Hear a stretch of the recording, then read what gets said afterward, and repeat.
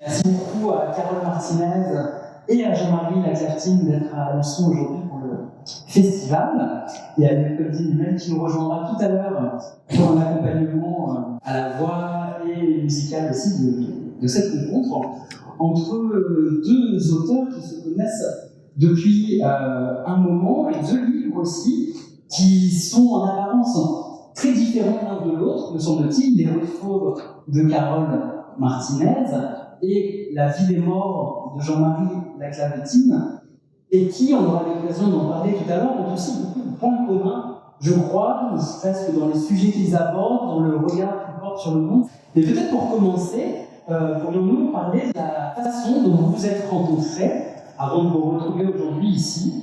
Ça serait ma première question. Moi, je voudrais bien écouter Jean-Marie parce qu'en général, c'est moi qui raconte notre rencontre et puis je donnerai mon point de vue après. La rencontre, d'abord, c'est pas avec une personne, c'est avec un texte. Parce que j'ai reçu un texte qui ne s'appelait pas Le cœur cousu, qui avait un autre titre, et qui était inachevé. Enfin, c'était une première partie, en fait. Et j'ai lu ce texte avec beaucoup de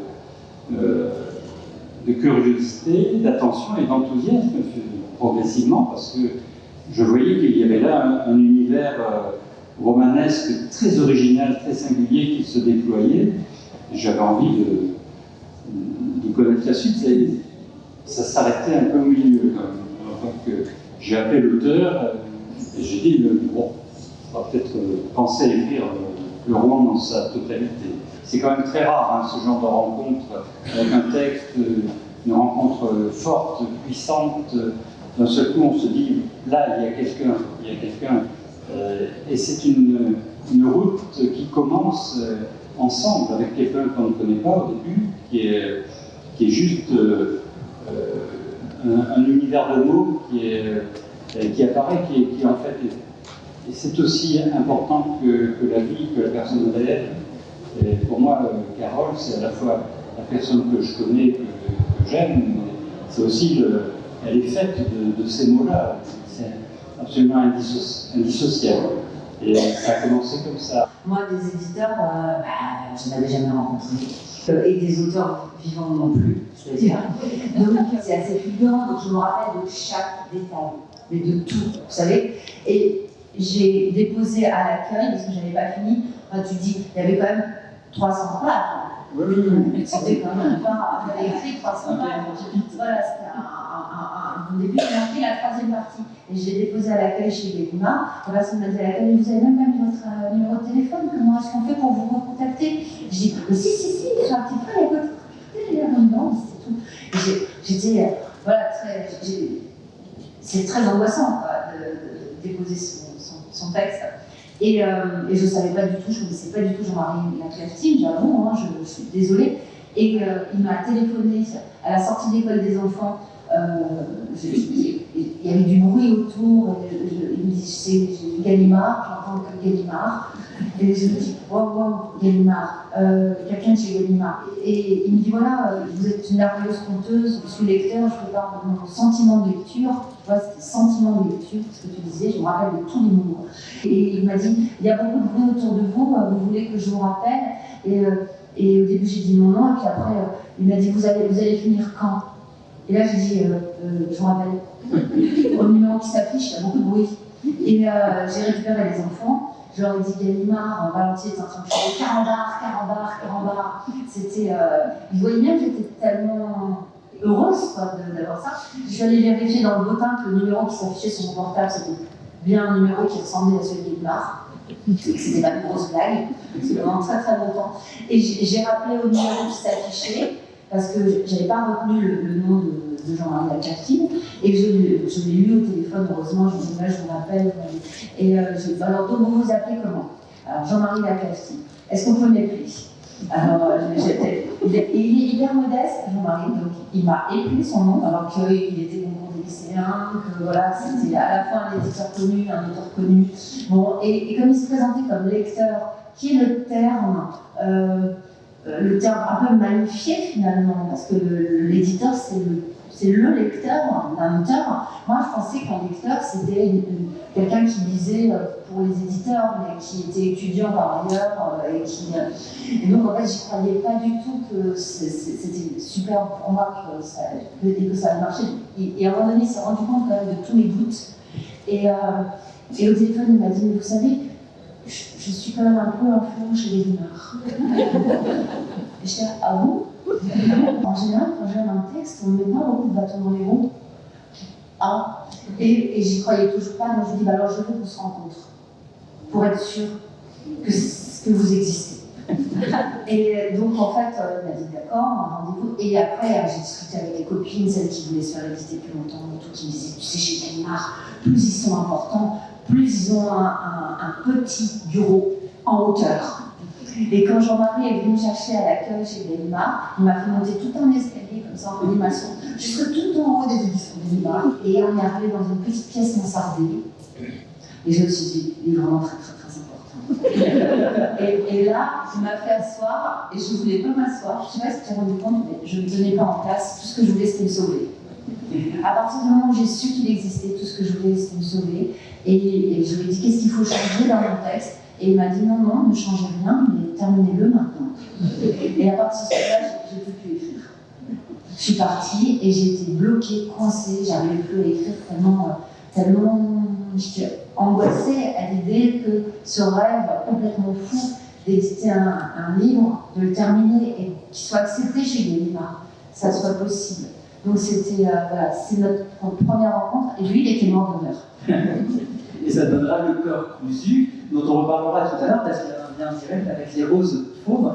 Alors, Jean-Marie, tu étais venu nous voir il y a 3 ans, je crois, avec un autre livre, et tu rompais 50 ans de silence familial avec ce livre.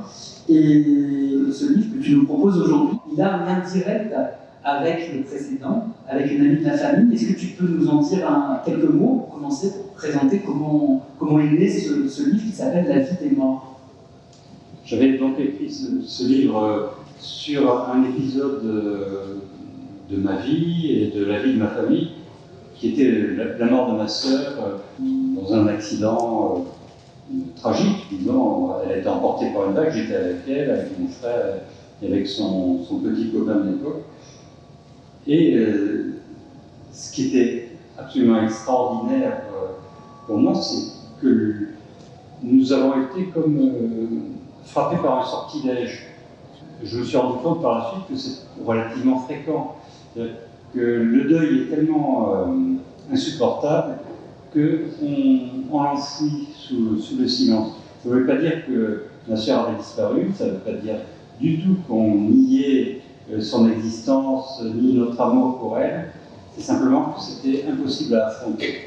Et ce phénomène incroyable de silence, mais absolument pratiquement total sur ma sœur pendant 50 ans, m'a beaucoup interrogé. Et je m'en suis rendu compte quand mes parents sont morts. Et une fois que mes parents étaient morts, c'est comme si le sortilège avait été levé, et comme si d'un seul coup, je me sentais investi d'une mission, c'est de faire revivre ma sœur d'une certaine façon, en tout cas de lui redonner vie à travers les mots et à travers tout ce qu'il y a de joyeux aussi dans la mort. La mort de quelqu'un, y compris d'un être très cher, c'est aussi le début d'une nouvelle vie. Et je voulais raconter ça. Je voulais raconter que le deuil, c'est pas seulement la perte affreuse et la souffrance et la tristesse, c'est ça aussi, mais c'est autre chose. C'est le début de quelque chose, d'une autre vie. Et je raconte dans Une amie de la famille comment ça a été le début pour moi, par exemple, d'une vie d'écrivain. Parce que je n'aurais jamais été écrivain si je n'avais pas vécu cette expérience terrible. Et donc, j'ai écrit ce livre et j'ai retrouvé le petit ami de ma sœur que j'avais complètement perdu de vue depuis l'accident, parce qu'il s'était éloigné de notre famille, c'était trop insupportable de se confronter à ça, donc on ne se voyait plus, je ne savais absolument pas ce qu'il était devenu. Et Une amie de la famille, c'est aussi le récit d'une enquête pour essayer de retrouver cet homme, dont je ne savais pas s'il était encore vivant, mais qui détenait beaucoup de clés sur ma sœur, parce que ma sœur, finalement, elle avait disparu à 20 ans, moi j'en avais 15, je la connaissais peu, finalement. Et j'avais envie de la connaître. Et en menant cette enquête, je l'ai connue bien plus que je ne l'avais connue de mon vivant, peut-être. De son vivant, pardon. Il y a eu tellement de rencontres à partir de là. Mais c'était énorme. Je recevais des lettres tous les jours, des mails, des coups de fil. Et je me suis dit, mais c'est extraordinaire à quel point les morts sont vivants. Quand même à quel point ma sœur, qu'on voyait sur le bandeau de mon livre en photo, j'ai découvert qui était le photographe, qui l'avait prise en photo, cette photo que j'avais trouvée dans les archives familiales après la mort de mes parents.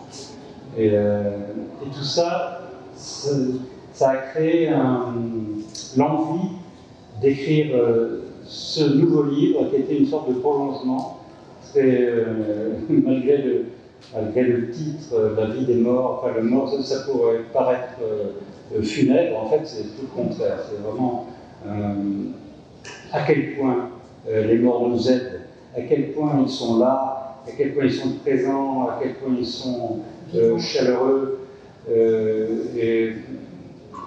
et à quel point aussi j'ai fait le lien avec les personnages de romans, parce que finalement, l'idée du deuil, c'est ce que je raconte dans le livre La mort de Porthos, le personnage des Trois Mousquetaires, et dans le Vicomte de Bragelonne, ce salaud d'Alexandre Dumas fait mourir Porthos, qui était un ami proche. Et donc je raconte ce deuil, et je le rapproche du deuil de ma sœur. Je lui dis, mais quelle est la différence dans le fond? Ma sœur Annie, elle est là, très présente en moi. Porthos, il est très présent en moi. Et en quoi il y a une différence? Nous créons aussi dans nos relations avec les vivants, comme avec les morts, comme avec les personnages de roman, nous créons des personnages, nous créons des relations. Et une partie de l'amour que nous portons au monde est le pur produit de notre imaginaire. C'est ce qui est beau aussi. Et je voulais me montrer la proximité qu'il y a entre les vivants, les morts, les personnages de roman, le présent, le passé, l'avenir. Nous sommes des sortes de boules de sentiments, d'émotions qui roulent dans un espace difficile à préciser, indiscernable. Et nous sommes là, présents à la vie, et peu importe qu'on soit réellement présent, et quand je dis réellement, je mets beaucoup de guillemets à l'adverbe, ou mort, ou simplement rêvé par quelqu'un. Apollinaire a été un recours immédiat et constant qui dure jusqu'à aujourd'hui. Et La Maison des Morts, je connaissais la chanson du Mal-aimé par cœur, c'est un poème extrêmement long. La Maison des Morts, c'est un poème très long aussi, je l'ai connu par cœur pendant toute ma vie. Et si je le cite, c'est aussi parce qu'il m'a énormément aidé, sans même que je fasse le lien. Je pense à l'époque avec ce que je vivais. C'est l'histoire, c'est un poème assez narratif qui raconte comment le poète un jour est arrivé dans un cimetière et il voyait tous ces morts alignés derrière les vitrines et les morts se sont levés et il est parti en promenade avec eux pour une après-midi de rêve et il y a des histoires d'amour qui se nouaient entre des histoires d'amour impossibles évidemment entre les vivants et les morts et puis à la fin de la journée les morts rentraient chez eux, les vivants aussi. Mais il restait quelque chose d'absolument inoubliable et d'extraordinairement précieux dans cette rencontre. Alors je vous propose qu'on accueille peut-être Léopoldine Hummel. Giovanna Marini, dans cette chanson, fait vivre Pasolini.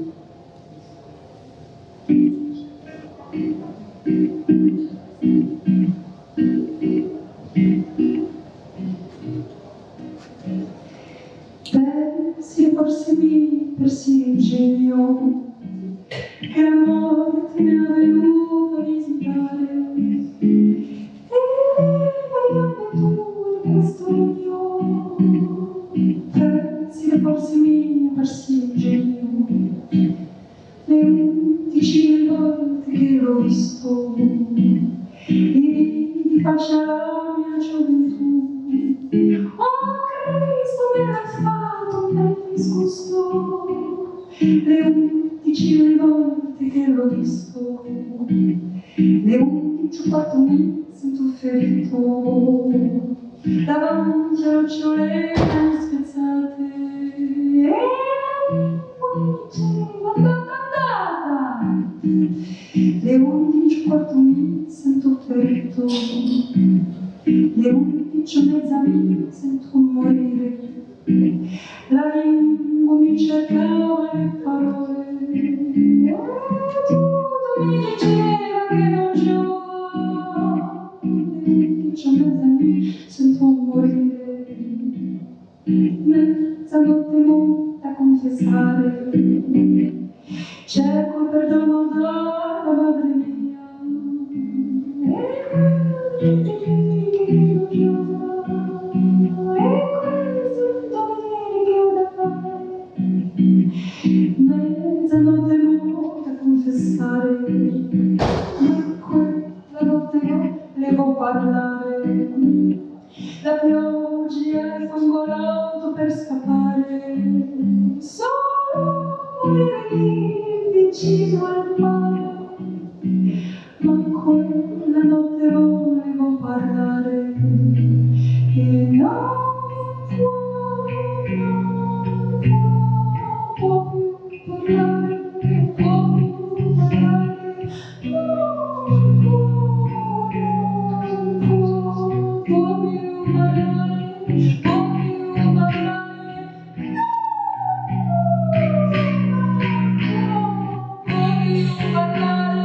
può più parlare. Persi il genio che la morte mi è venuta a visitare. E dimmi tu di questo regno. Persi il genio.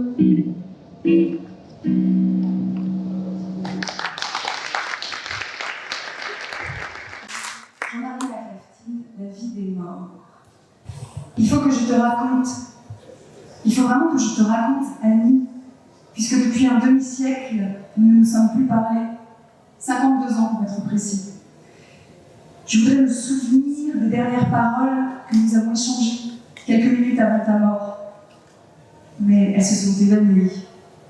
C'était sans doute des phrases concrètes et banales à propos du crachin aigrelet qui fouettait nos joues ce jour-là, des mises en garde concernant les rochers glissants, des observations sur le paysage, sur la montagne de la Rune, dont la silhouette de buffle endormi venait de percer la brume au-dessus de la baie de Biarritz, ou une blague envoyée à pleine voix pour surmonter le bruit des vagues dans l'excitation joyeuse du moment, parce que la mer était bruyante ce jour-là du mois de novembre 1968, où tu as été emporté.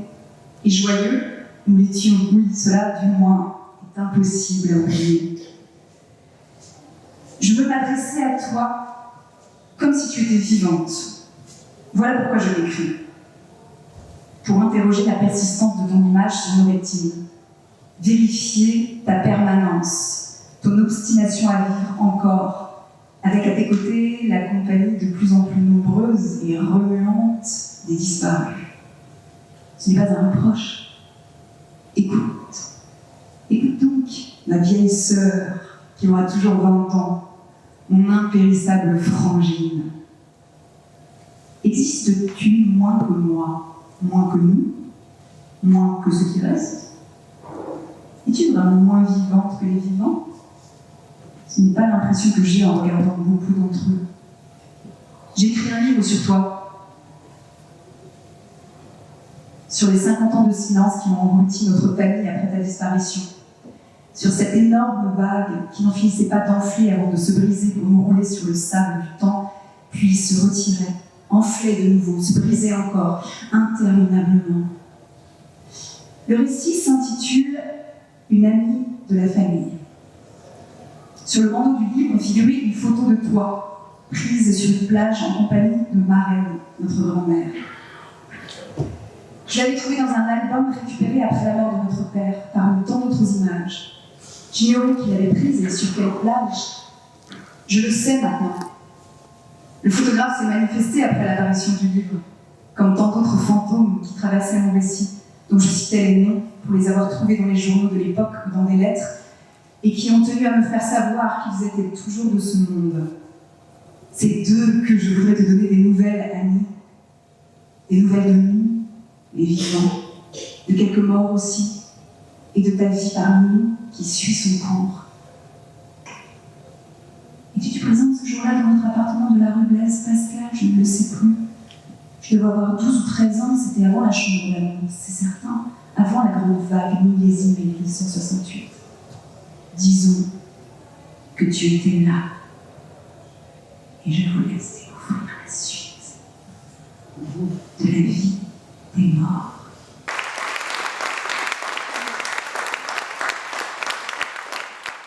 Dans le cas de ton roman, Les Roses Fauves, la narratrice a des ressemblances assez flagrantes avec toi, puisqu'elle est l'autrice d'un livre qui s'appelle Le cœur cousu. Oui, moi je suis complètement dans la fiction, mais c'est vrai que Le cœur cousu, c'était mon premier roman, et c'est vrai que le titre, c'était La Traversée à l'époque. Et quand je suis passée en comité de lecture, on m'a dit à l'époque, vous êtes passé à l'unanimité en comité de lecture, y compris le titre, mais le titre est vraiment très mauvais. Il va falloir en trouver un autre. Alors moi, je vous m'avais proposé 4 titres, puis à un moment donné, il m'a proposé Le cœur cousu. Et Le cœur cousu, moi, je trouvais ça pas terrible, mais je ne sais pas trop le dire. Donc j'ai accepté Le cœur cousu, mais avec un peu de blessure. Et j'ai rencontré dans une rencontre, là, comme ici, à la suite de l'écriture du cœur cousu en librairie, à Cavaillon, j'ai rencontré une dame qui est venue me voir à la fin, une lectrice qui m'a dit votre roman est super. Et elle m'a dit chez moi, dans la maison dans laquelle je viens, dans le village, en fait, les femmes, quand elles sentent qu'elles vont mourir parce qu'elles sont très âgées ou parce qu'elles sont malades, elles se cachent pour broder un cœur, c'est comme un petit coussin. Et dans ce cœur, elles mettent des tas de petits bouts de papier qui sont des confessions, des choses, des secrets dont elles n'ont jamais parlé, même pas au curé. Et elles ferment à l'aiguille, et quand elles meurent, c'est leur fille aînée qui hérite de leur cœur, avec interdiction absolue de l'ouvrir. Et elle m'a dit, chez moi, j'ai une armoire pleine de cœurs, de toutes mes ancêtres. J'ai trouvé ça tellement beau, je lui ai dit, mais c'est pas possible, vous avez ouvert. Elle m'a dit, ben non, c'est pas possible, sinon c'est la malédiction, on n'ouvre pas. Et je lui ai dit, mais moi j'aimerais bien faire un roman, parce que c'est tellement beau d'avoir le fil et toute l'histoire familiale enfermée dans une armoire avec l'interdiction d'aller regarder. Ce que je lui dis, mais c'est de ça qu'on est fait aussi. On est fait de toutes les histoires qui sont soit racontées, soit tues et qu'ont vécu notre mère, notre grand-mère, notre arrière-grand-mère, nos arrière-grand-mères. Et d'avoir cette tentation et peut-être cette déception, parce que finalement, tant qu'ils ne sont pas ouverts, on peut tout imaginer. À partir du moment où on ouvre les cœurs, peut-être qu'il n'y a rien dedans, peut-être que certaines femmes font semblant d'avoir une vie très riche en mettant des tas de petits bouts de papier vierge pour faire un gros cœur bien gonflé, ou que c'est tellement décevant les secrets, finalement, tant qu'on peut les imaginer. Enfin bon, donc je me suis dit, un jour, j'écrirai un roman autour de cette tradition. Et j'ai écrit Les Roses Fauves, qui sont quelque part absolument très loin, parce que moi je suis complètement dans la fiction, dans la folie fictionnelle, même si je me mets là-dedans parce que c'était une lectrice qui m'avait inspiré ça. Donc j'aimais bien l'idée que l'auteur soit là. Donc quand elle rencontre cette postière qui lui dit qu'elle a cette armoire pleine de cœurs et qu'elle n'a qu'une seule envie, cette romancière qui arrive dans ce village et qui rencontre cette Lola Cam, une seule envie, c'est d'aller fouiller dans l'armoire pour voir l'histoire. Ça, c'est l'envie que j'avais. Lola Cam, dans mon histoire, qui a tous ces cœurs qui est en exil en fait en Bretagne, elle a perdu la langue espagnole. Et la romancière, elle lui dit, mais il n'y a pas de problème. Moi, je parle couramment espagnol, je vous traduis ça à vue, et comme ça, vous aurez l'histoire de vos ancêtres. Vous aurez tout ça. Et moi, par exemple, je ne parle pas du tout espagnol. je suis très très très mauvaise. Donc c'est ça qui est génial quand on écrit, c'est que tout est possible, tout est permis. Et cette relation finalement qu'on peut avoir avec les morts, tout ce qu'on peut s'imaginer, se créer et finalement lire, voilà, c'est ce à quoi je voulais travailler justement. Et donc elles vont lire ensemble l'un des cœurs qui s'est déchiré, donc qui a priori a envie de parler, puisqu'il s'est déchiré. Elles vont mettre les papiers en ordre, et la romancière et la postière vont lire ensemble et avoir accès à ce fantôme. Et ce fantôme va vraiment envahir la vie de la postière. Mais il l'envahit déjà, puisque moi je le pense vraiment, on est forgé, il y a quelque chose en nous qui porte l'histoire de nos ancêtres. Il y a quelque chose en nous qui vibre, et on ne comprend même pas pourquoi, parfois, parce qu'on vibre de peur, on vibre de frayeur, qui ne sont pas vraiment les nôtres. Oui, tu écris « Je crois aux histoires de famille à leur capacité de nous hanter ». Je cite pour faire écho à ce que tu viens de dire. Pour l'heure, peut-être qu'on peut redonner la parole à Léopoldine. Des cœurs battent dans la chambre de Lola Kahn, des cœurs de femmes mortes. Le premier est de satin bleu, c'est celui de sa mère. Le plus douloureux, elle n'y touche jamais. 5 cœurs palpitent sur une étagère. Le deuxième est un trait de velours traversé par un bourrelet de fil rose, doux comme une cicatrice. Lola le sort parfois pour le caresser, lui répéter la même phrase « Te quiero tan grande como el camino y la rosa ». Des cœurs de tissu, gros des secrets des mers, hantent les nuits de Lola Kahn. Le troisième, le plus réussi, est une œuvre de taffetas rouge, de fil noir, orange et bleu, un cœur nocturne en feu. Entre deux chansons en espagnol, sa grand-mère, Yaya Rosa, lui a parfois parlé de la folle beauté de son pays perdu, des nuits embrasées de la San Juan et de sa longue marche de soleil vers le nord. Mais l'histoire tournait court, son français était maladroit, les mots lui manquaient, et elle était si mauvaise conteuse que sa petite fille ne l'écoutait qu'à peine. Les cœurs sont rangés les uns contre les autres, enfermés dans l'armoire à 3 bâtons de Lola. Entre le côté droit, réservé aux habits d'été, et celui de gauche, l'un des habits d'hiver. La blancheur de l'un du 4e cœur est ligotée par une petite fille rose dessinée à l'aiguille. Lola ne sait rien de la femme qui l'a brûlée. Et c'est celui qu'elle préfère. Petite, elle le volait pour le renifler. Il est rêche. Et elle lui a toujours trouvé un parfum familier. Un parfum d'enfance et de jardin. Plusieurs fois, elle s'est endormie, tenant ce cœur-là serré contre son cœur, sans savoir lequel des deux battait dans son sommeil. Lisez, je t'en suis. Alors, voilà une chanson, les paroles sont de Carole, la musique est de Léopoldine Achache.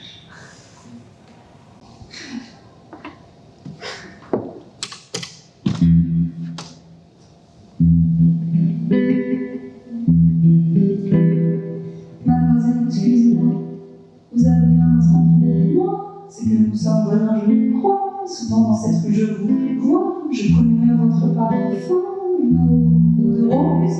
Non, s'il vous plaît, ne pars pas, mignonne, pas si vite. Et j'adore quand tu rougis. La rose, j'aime jusqu'au bout de tes pas. Viens, je connais un raccourci. Oh mignonne, allons voir, c'est la rose. Oh mignonne, allons voir, c'est la rose. De toutes les filles qui m'ont suivi, tu es vraiment la plus jolie. Entends-tu dans le vent les branches? Je lance au lieu des herbes, la ville n'entre pas. Je voudrais goûter les étoiles, tatouées dans ton cou si pâle. Tu es solaire et mes ténèbres, oh mes ténèbres, ont tant besoin de ta lumière.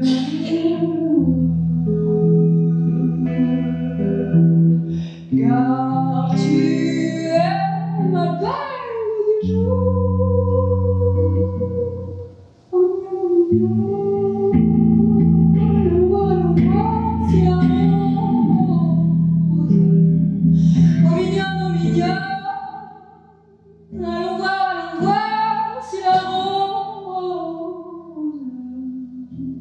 n'en reviendras pas à la honte de la violence de mes baisers. Je suis la mort qui rôde. Chut. L'amour est douloureux et l'instinct est sublime. Chut. Chut. Chut. Rien n'est plus beau que de faner les roses. Chut. Silence. Les fleurs ne hurlent pas quand on les coupe. Elles laissent le poète les chanter. Sur ta peau, les étoiles s'agitent. Pourquoi ne m'a-t-elle pas entendu? Pourquoi n'écoutais-je jamais que leur désir? J'ai toujours détesté les